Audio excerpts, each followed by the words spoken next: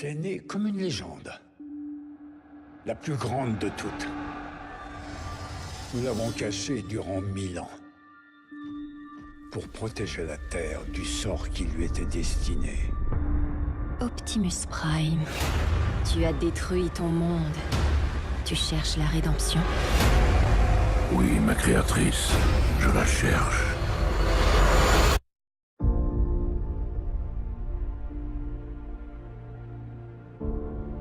À ta fille, qu'est-ce que tu lui dirais? Brosse-toi les dents, fais tes devoirs. Traîne pas avec un mec qui est dans un groupe, surtout le batteur. Nous vivons des heures sombres. Sans leader, le chaos s'installe. Deux mondes entrent en collision. Et vous êtes notre dernier espoir. Telle est désormais la plus grande des missions. Changer le sort de l'humanité.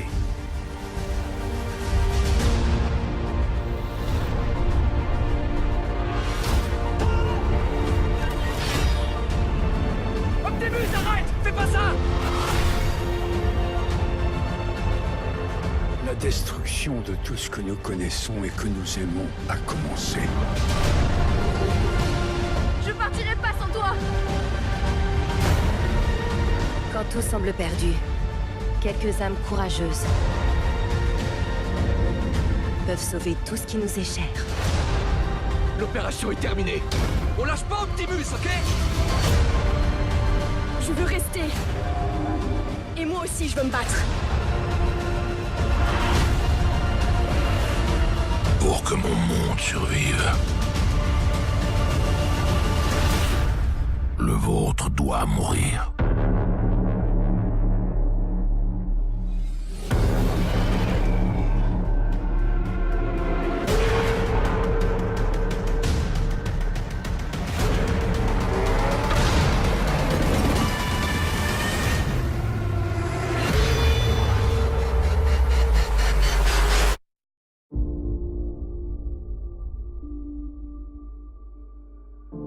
Eh bien, bonjour à tous les amis, j'espère que vous allez bien. Aujourd'hui, on va parler d'un sujet que vous êtes beaucoup à admirer, c'est Transformers. Donc voilà, il y a un nouveau trailer qui est sorti il y a une petite semaine. Et je me disais, ça peut être très intéressant d'en parler encore. Donc j'avais commencé une vidéo et j'avais notamment reçu un commentaire comme quoi dans la vidéo Fast and Furious, comme quoi on voulait que je continue, que je refasse une vidéo. Donc je pense que c'était de Delzin Logan Blaze 10, je crois que c'était ça. Et donc je me disais, oui, c'est vrai que ça peut être intéressant. Donc ici, je viens de vous faire passer, comme avant, la bande-annonce. Et tout de suite, je vous propose d'analyser celle-ci. La bande-annonce commence très simplement avec deux personnes. Alors, on ne voit pas bien ces personnes, mais on voit qu'elles entrent devant une immense grotte.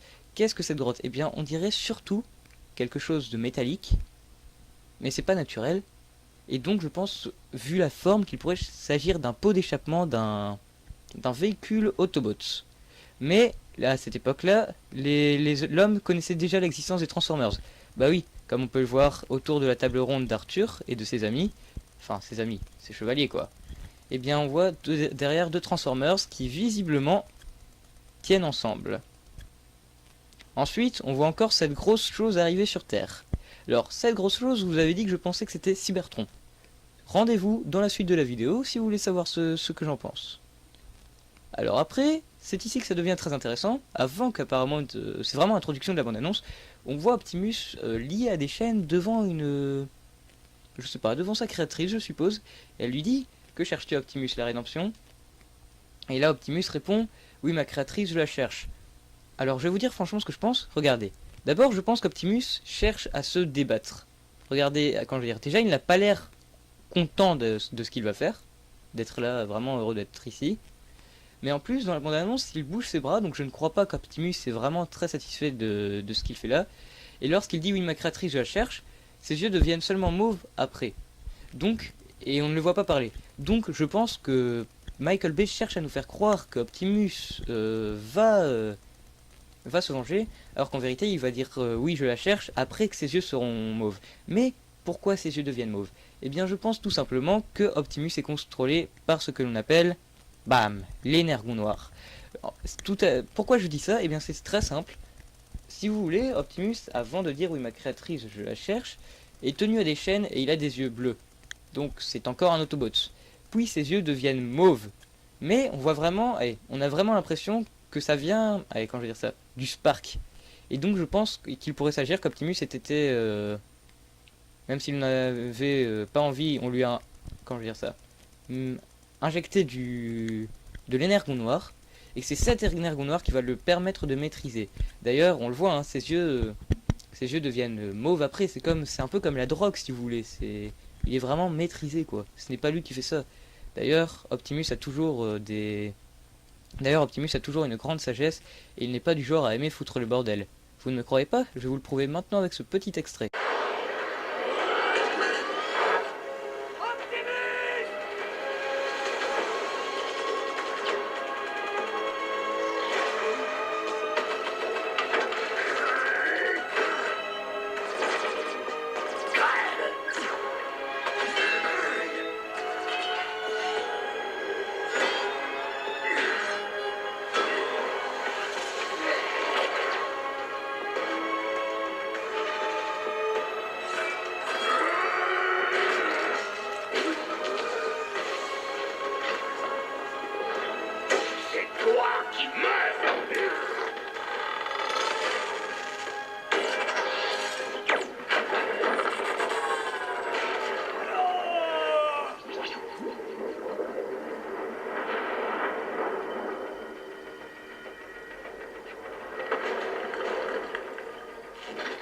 Venez ici, sentinelle!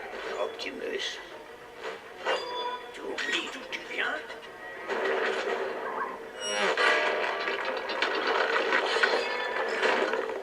Je t'ai apporté Cybertron, ta patrie, et tu persistes à défendre l'humanité.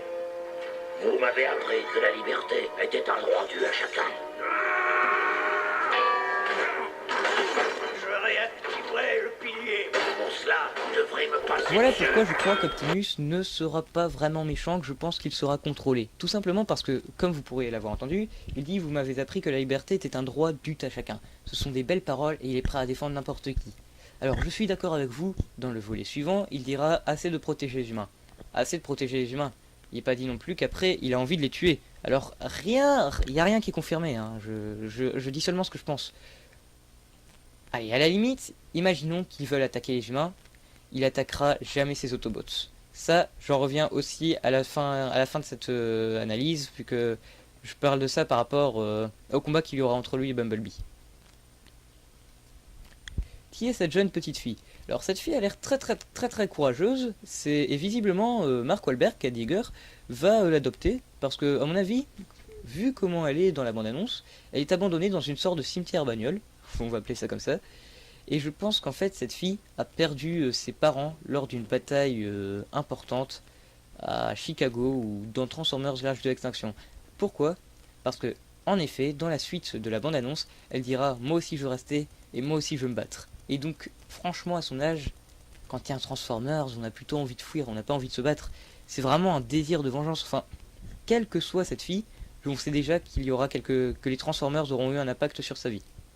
Comme j'en avais parlé dans la vidéo précédente, on se retrouve dans un monde totalement post-apocalyptique. Ah oui, regardez ce stade, il est tout détruit, il y a un moteur. Regardez les maisons derrière, sur les buildings, on voit qu'il y a de la fumée, du feu. Donc je pense que comparé aux autres films, l'ambiance sera différente. Voici notre cher ami Anthony Hopkins. Alors, je vais rien vous dire à propos d'Anthony Hopkins, hein, mais souvenez-vous de ma précédente bande-annonce, il s'est dit, à travers les âges, que sans sacrifice, il n'y avait nulle victoire. Maintenant, que disait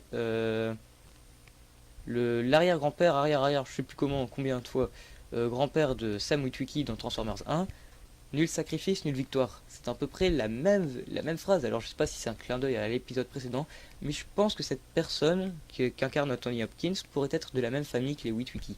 En tout cas, ce que je sais, c'est qu'il est au courant de quelque chose sur l'existence, allez, quand je veux dire ça.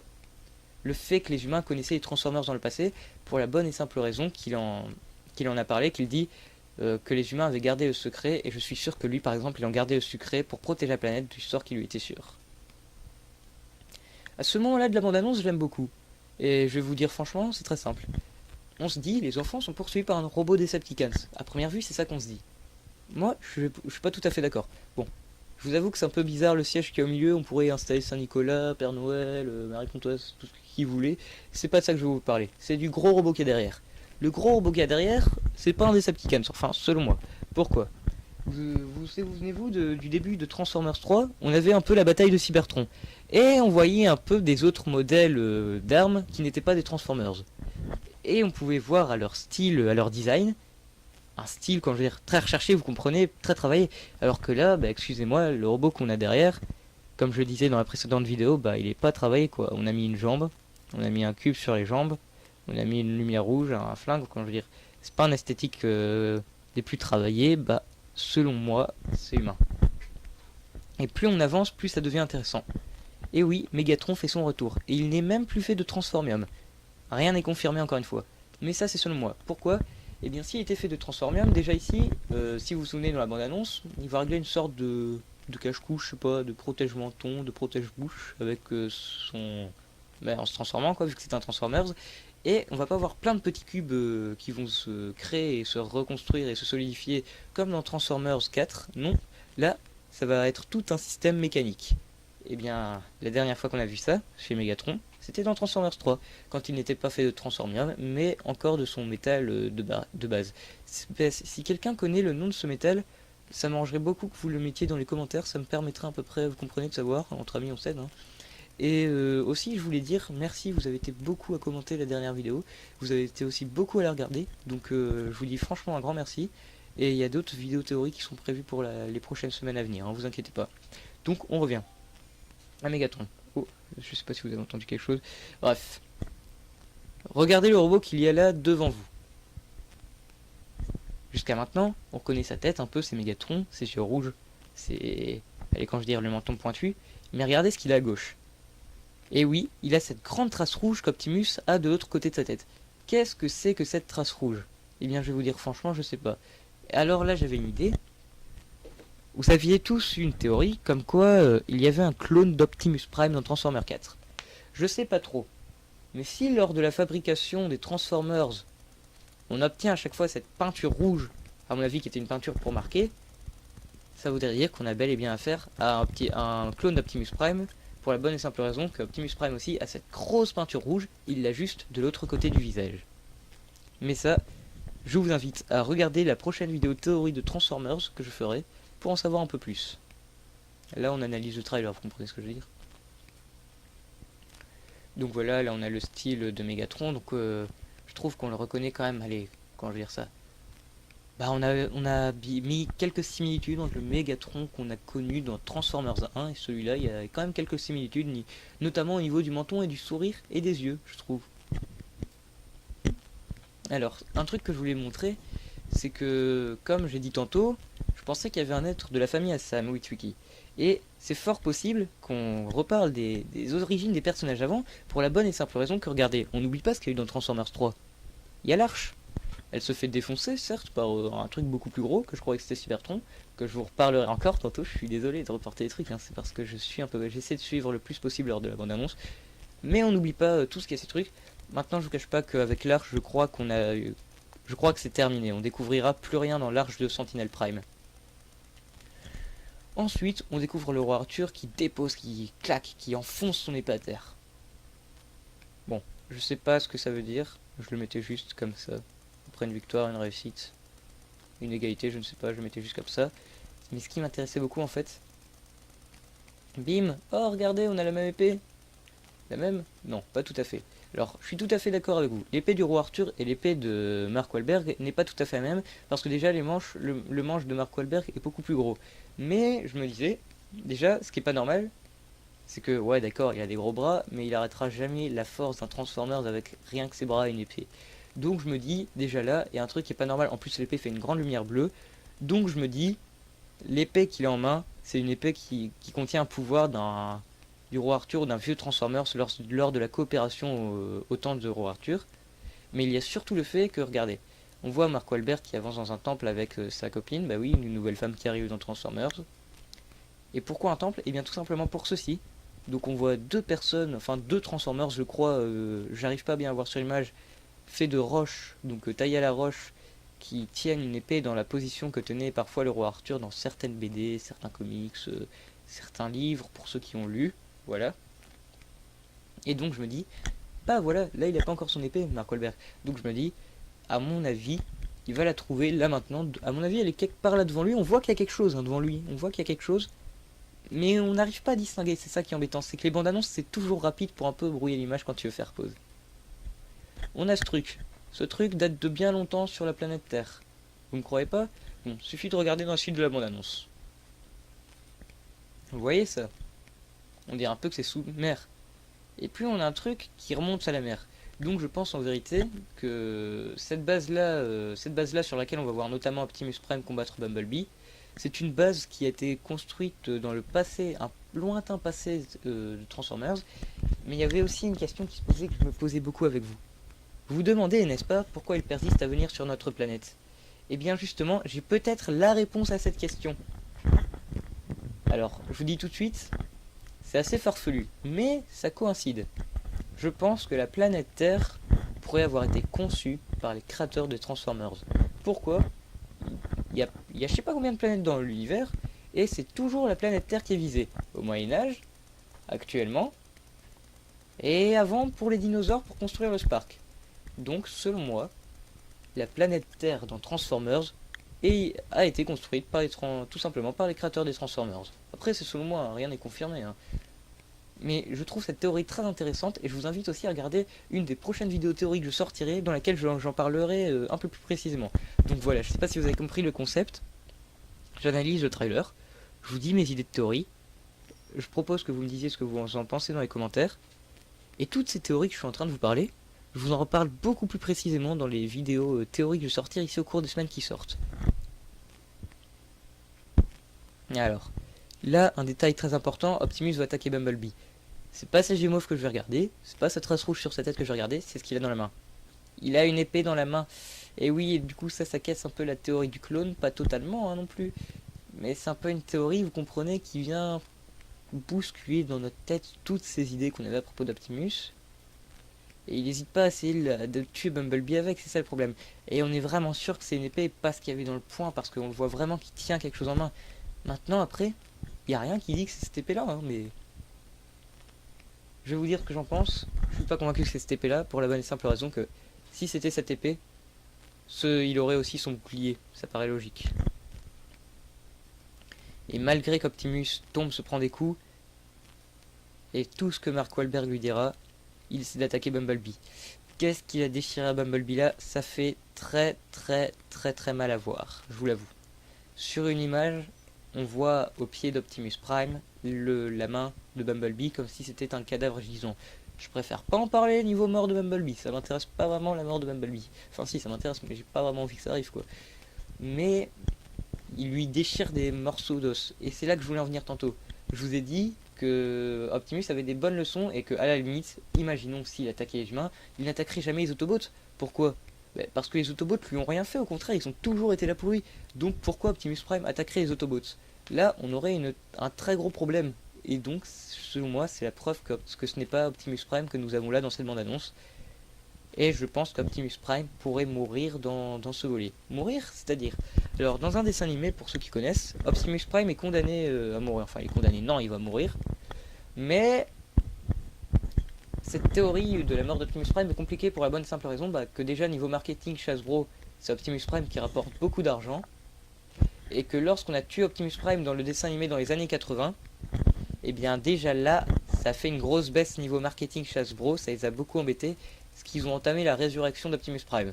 Moi je vais vous dire franchement ce que j'en pense. Si Optimus doit mourir dans ce film, j'ai pas envie qu'il revienne dans les autres films. Pourquoi? Parce qu'on l'a déjà fait mourir dans le 2, c'était amplement suffisant. Enfin, amplement suffisant. Non, c'est pas ça, c'est que... Allez, c'était le bout du bout pour le sauver, on a réussi à le sauver, et là si on le réussit encore à le sauver, ce serait un peu... dans le 2 en fait c'était rien quoi, il y avait un autre moyen au pire. Mais bon voilà. Moi personnellement, je veux bien qu'il meure, il sera remplacé par un autre Prime, je sais plus son nom, je vous dirai quoi dans la prochaine vidéo théorie. Mais bon, ne pas oublier que la mort d'Optimus est fort possible puisque celle-ci a déjà été tentée dans les dessins animés. Alors voilà l'autre partie dont je vous avais dit que je vous parlerai plus tard. Je pense absolument que c'est Cybertron. Pourquoi? Parce que ça a des formes hexagonales dans le ciel, partout, comme on avait sur Cybertron au tout début de Transformers 3. Mais il y a un autre truc qui, encore une fois, qui vient contrer les arguments. Eh bien, souvenez-vous, si vous préférez. Hein. Il y a un autre truc qui vient contrer les arguments, c'est que au début de Transformers 3, on voit ça, et là on voit ça, on se dit c'est Cybertron. Mais j'ai vu quelqu'un qui a dit, je fais plus la vidéo, je suis désolé, hein, mais il avait dit que qu'apparemment il se ferait envahir par Unicron, qui est un mangeur de planètes, en montrant l'image de ce que je pensais être Cybertron. J'y crois pas vraiment beaucoup. Pourquoi? Parce que dans la diapositive suivante, Optimus dit enfin. Le truc qu'il y a dans la tête d'Optimus, dans le corps d'Optimus, dans ses yeux, dit pour que mon monde survive, le vôtre doit mourir. Je te rappelle mon gros que la liberté est un droit dû à chacun. Donc, en gros, si vous préférez, son monde, le monde des Transformers, souvenez-vous, lequel était-ce? Bah c'était Cybertron. Oui. Alors là, vous vous dites peut-être, oui, mais sur Cybertron, il n'y avait pas les créateurs. Alors jusqu'à preuve du contraire, je suis pas convaincu, donc si ça a été dit, n'hésitez pas à me le mettre dans les commentaires, je vais sûrement faire une erreur ici. J'ai pas souvenir qu'Optimus nie l'existence des créateurs sur Cybertron. C'est-à-dire que je pense que les créateurs pouvaient bien vivre sur Cybertron, et je pense même carrément, vu comment Optimus s'en va dans Transformers 4, qu'Optimus connaît les créateurs. Ça c'est ce que je pense, hein. Mais rien n'est prouvé, mais je suis quasiment sûr et certain qu'Optimus connaissait les créateurs. Enfin, on sait que dans sa tête il y a des choses à propos des créateurs. Je partirai pas sans toi. On n'a pas envie de le laisser là, Transformers. Hein. Il est en train d'avoir une ulcère avec une ulcère de je sais pas quoi, de morve, de merde, de poubelle, je sais pas quoi. Enfin bref, il est en train de crever. J'espère qu'il va pas crever parce qu'il a l'air sympa. Surtout que ça a l'air d'être le début du film, ce moment-là. Mais bon. Qui est ce Transformers? Eh bien, il y a des théories comme quoi ce serait Bumblebee. Je sais pas, je crois pas. Je vais vous le dire franchement, moi je crois pas. Je crois que c'est un autre. Parce qu'encore une fois, ça voudrait dire que Bumblebee devrait rescanner un autre véhicule et tout. Enfin voilà. Alors après, on a droit à quelques scènes de combat. Mark Wahlberg a une copine. Et puis, on a ce mec. Et on le reconnaît, ce mec. Il a joué dans les 3 premiers Transformers. Oui, donc c'est son grand retour. Mais il dit la mission est annulée. Alors là, on voit Optimus qui se prend un putain de coup de pied. Je pense que le Transformers là, c'est Megatron. Bref, c'est un ami à Megatron, ça c'est sûr. C'est un Decepticon, voilà. Oui, parce que Megatron va refaire les 3 Decepticons, je trouve que c'est quasiment sûr. Et Mark Wahlberg dit on n'abandonne pas Optimus, ok?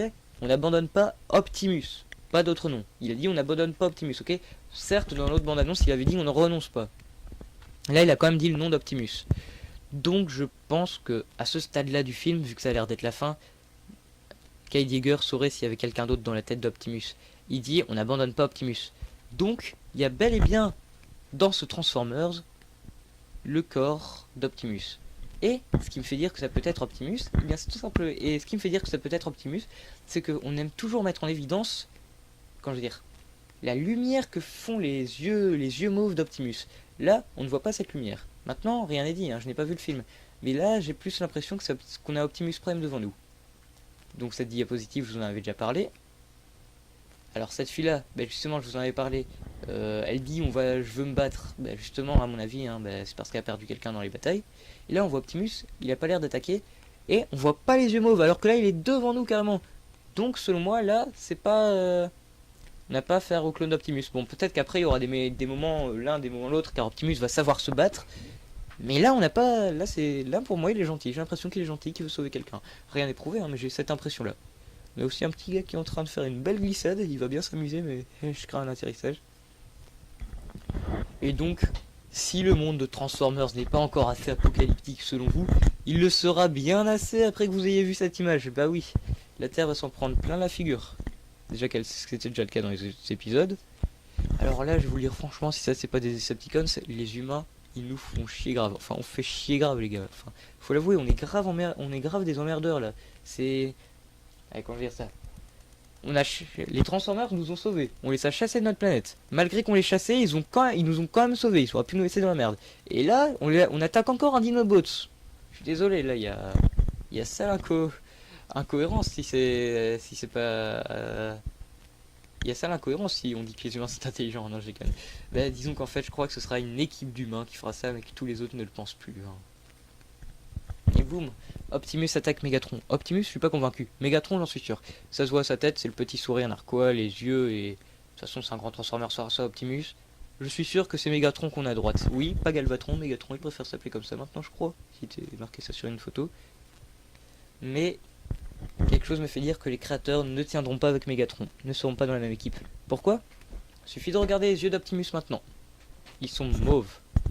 Hey hey. Ce qui veut dire que on a peut-être encore des chances de survivre, nous les humains, pour la bonne et simple raison que les créateurs ne tiendront normalement pas avec Megatron. Et bien voilà les amis, c'est la fin de la vidéo, j'espère qu'elle vous aura plu. N'hésitez pas à mettre un j'aime, ça fait toujours plaisir. Et si vous avez d'autres théories, n'hésitez pas à me les dire. Si j'ai dit des erreurs, n'hésitez pas à me le dire, je suis là pour ça, d'apprendre mes erreurs. J'ai pas encore été précis partout du tout, c'est fait exprès. Vous savez pourquoi? Je me suis dit, si je suis précis ici d'un coup, ça va pas être propre et ordonné. Là j'ai analysé le trailer, et dans les semaines à venir, vu que le film rapproche, je vais sortir plusieurs vidéos théoriques consacrées à Transformers. Vu que vous aimez beaucoup ça, j'aime aussi beaucoup ça, c'est toute notre enfance, on est tous des fans. Et donc je vous dis rendez-vous dans la prochaine vidéo théorie. En attendant, vous pouvez me dire ce que vous en pensez, car c'était très intéressant. C'était très chouette de discuter avec vous dans les commentaires. J'espère que ça recommencera ici. Si vous avez plein de théories, n'hésitez pas à me les dire. On en parlera. J'ai été voir quelques chaînes à certains qui avaient commenté dans ma vidéo. Vous inquiétez pas, je répondrai à peu près, enfin je vous dirai ce que je pense de vos commentaires dans une prochaine vidéo aussi sur Transformers. Donc Transformers, vous allez beaucoup en voir si vous êtes fan dans la suite. Et celle-là c'est peut-être pas la meilleure vidéo, mais vous verrez du beaucoup mieux. Franchement, je meurs d'envie de vous dire maintenant, mais ce serait pas propre de le vous dire maintenant quand je veux dire ça. C'est pas que ce serait malsain, c'est que ce serait pas précis de vous dire tout ça maintenant. Donc, à bientôt.